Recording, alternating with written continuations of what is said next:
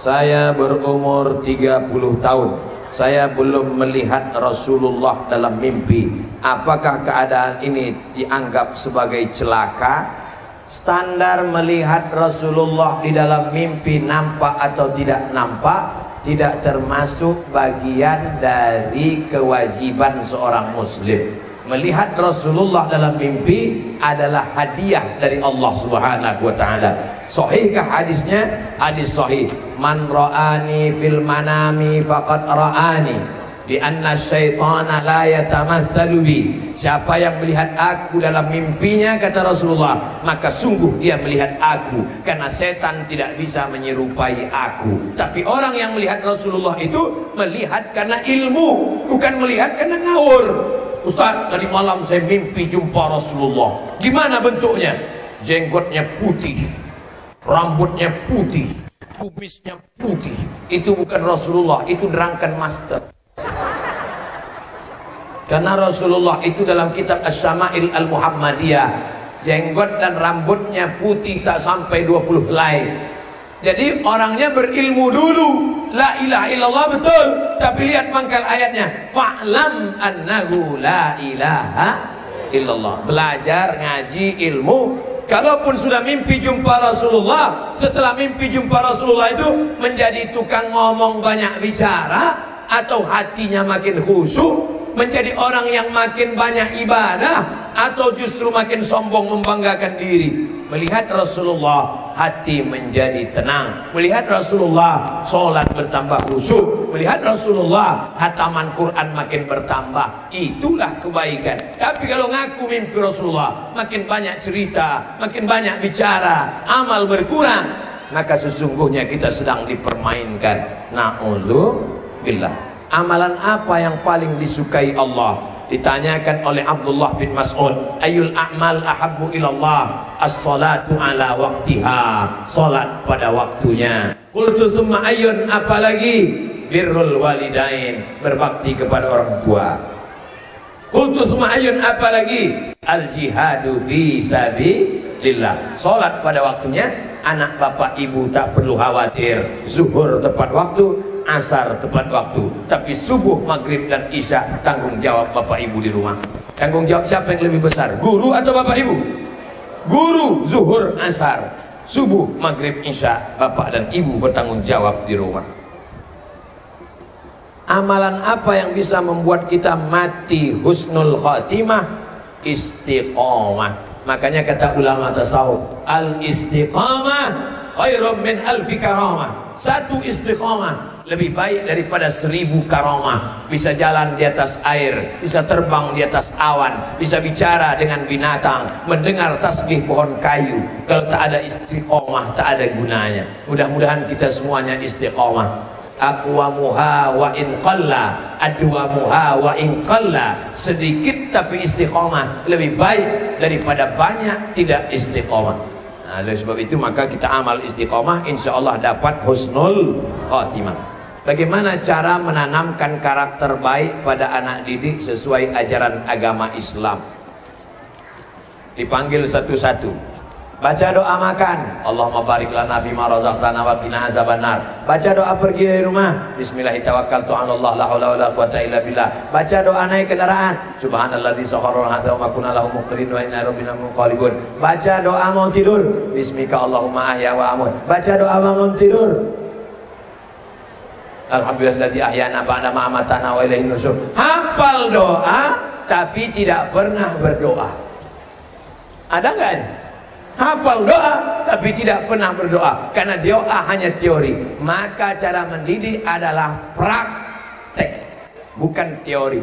Ketika mau makan langsung Allahumma barik lana fima razaqtana wa qina azabannar. Ketika mau keluar rumah langsung bismillahirrahmanirrahim. Ketika mau masuk WC langsung Allahumma inni a'udzubika minal khubuthi wal khaba'ith. Ketika akan tidur langsung bismika Allahumma ahya wa amut. Jangan dibaca sekarang, nanti tidur. Jadi jangan teori-teori, langsung prakteknya. Akhlak itu bukan teori. Akhlak menurut bahasa, akhlak menurut istilah, akhlak menurut etimologi, akhlak menurut terminologi. Bukan itu, praktek langsung. Apa yang harus saya lakukan apabila teman saya pacaran, sedangkan kita sudah menegurnya berkali-kali. Mudah-mudahan yang pacaran putus. Mudah-mudahan yang udah putus gak nyambung lagi. Hai yang pacaran, yang pacaran itu yang rugi perempuan. Bonceng sana, bonceng sini, bonceng sana, bonceng sini, masuk angin gembung. Yang muntah-muntah laki-laki apa perempuan? Perempuan. Yang hamil, yang malu laki-laki apa perempuan? Perempuan. Yang melahirkan anak meregang nyawa laki-laki apa perempuan? Perempuan. Kalau kebetulan nasibnya jelek, mati melahirkan, perempuan. Maka kalau perempuan tidak mau, mustahil laki-laki bisa pacaran. Kalau kau gagah perkasa, bukan dengan badanmu yang berotot. Kalau kau gagah perkasa, bukan yang berani membonceng. Kalau kau gagah perkasa, datang ke rumah ayahku, katakan kupinang kau dengan bismillah. Kalau kau gagah perkasa, datang ke rumah, bawa alat seperangkat alat sholat dan kitab suci Al-Quran. Oleh sebab itu maka pendidikan agama menjadi modal utama. Tapi kontrol orang tua juga luar biasa. Mudah-mudahan anak-anak kita diselamatkan dari pacaran-pacaran. Apa yang lebih baik kita lakukan apabila ketika pelajaran berlangsung, langsung terdengar azan, apakah kita hentikan pelajaran atau nunggu belajar selesai baru sholat? Yang paling bagus adalah serentak pemahamannya 3. Guru di kelas, siswa, dengan yang buat jadwal. Jadi kalau 3 ini serentak seragam, insya Allah ketika jam pelajaran berakhir jam 12, jam 12 lewat sekian azan 11.40 ke 12.30 menit, oke, tak masalah. Sholat zuhur Jakarta 11.40, ditetapkan sholat zuhur di masjid jam 12, masih bisa. Kenapa? Karena di Masjidil Haram pun jarak azan dan iqamat setengah jam. Maka insya Allah kalau disepakati begitu, tidak akan ada murid yang mau keluar kelas. Permisi bu, mau kemana? Mau sholat. Tenang, nanti jam 12 kita akan serentak sholat zuhur. Yang buat jadwal ngerti, gurunya ngerti, muridnya ngerti. Sholat jam 12. Adapun 20 menit menanti itu memang biasa dilakukan, bukan termasuk orang yang fawailul lil musallin. Bagaimana menyikapi perbedaan-perbedaan yang ada, Ustaz? Banyak perkara berbeda dari para kelompok-kelompok kajian masing-masing. Memberikan dalil. Mana yang menjadikan kami sebagai penuntut ilmu yang masih awam ini bimbang mana yang harus kami ikuti. Saya dalam akidah ikut mazhab Abul Hasan Al-Ash'ari. Dalam bidang fikih mengikut mazhab Muhammad bin Idris Syafi'i. Dalam bidang tasawuf mengikut Imam Abu Hamid Al-Ghazali. Tapi saya tak menyalahkan kawan saya yang ikut Imam Maturidi.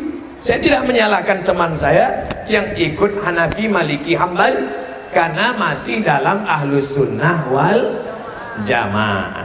Tapi saya pribadi kalau diminta untuk menjadi imam, maka saya tanya dulu, di sini biasanya pakai kunut atau tidak? Pakai, Pak Ustadz. Saya maju.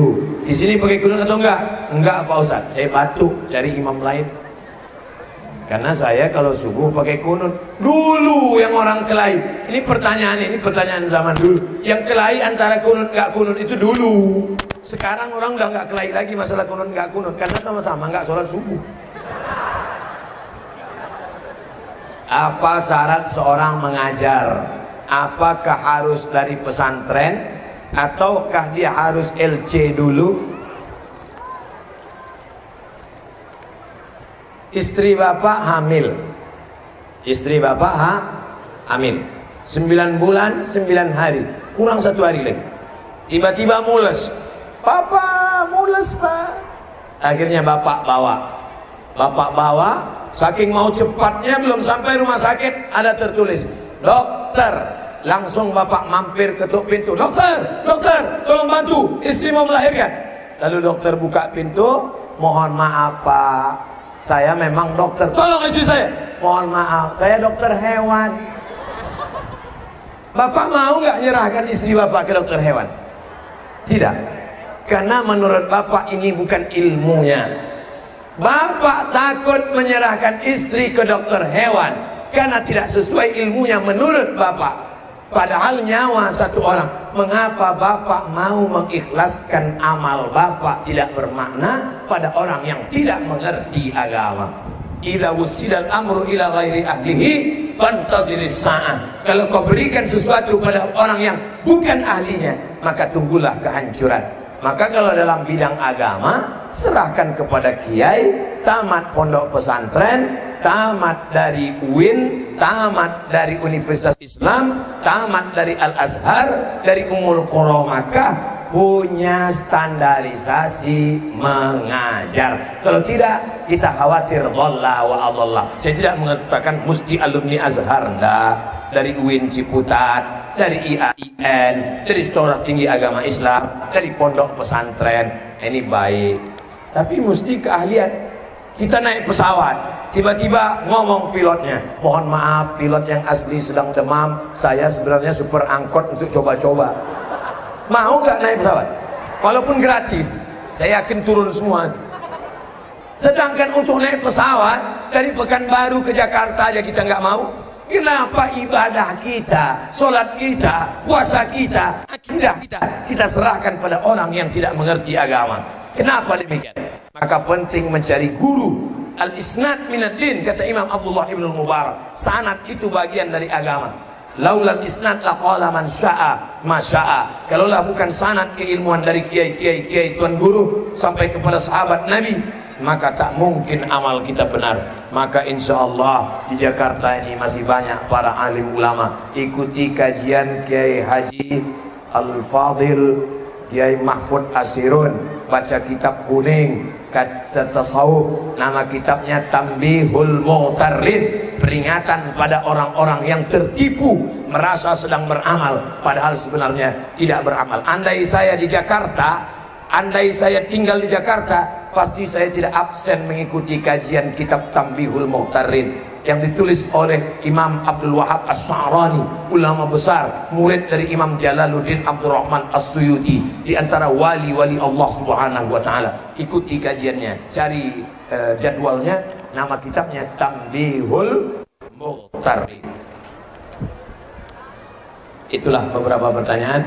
Mudah-mudahan kajian kita siang ini menyebabkan turunnya rahmat dan barakah pada keluarga besar Al-Makkah insyaallah. Ala hadhihi niyyah wa kulli niyatin salihah. Al-Fatihah. A'udzubillahi minasyaitonir rajim. Bismillahirrahmanirrahim. Alhamdulillahi rabbil alamin. Arrahmanir rahim. Maliki yaumiddin. Iyyaka na'budu wa iyyaka nasta'in. Ihdinas siratal mustaqim. Siratal ladzina an'amta 'alaihim ghairil maghdubi 'alaihim waladdallin. Amin. Puncak dari pengajian adalah doa, karena majelis kita ini diaminkan oleh para malaikat. Aminkan doa Kiai As-Sahibul Fadilah Kiai Haji Mahfud Asirun. Aminkan, khusyuk, mudah-mudahan Allah mengabulkan doa kita. Terima kasih. Assalamualaikum warahmatullahi wabarakatuh.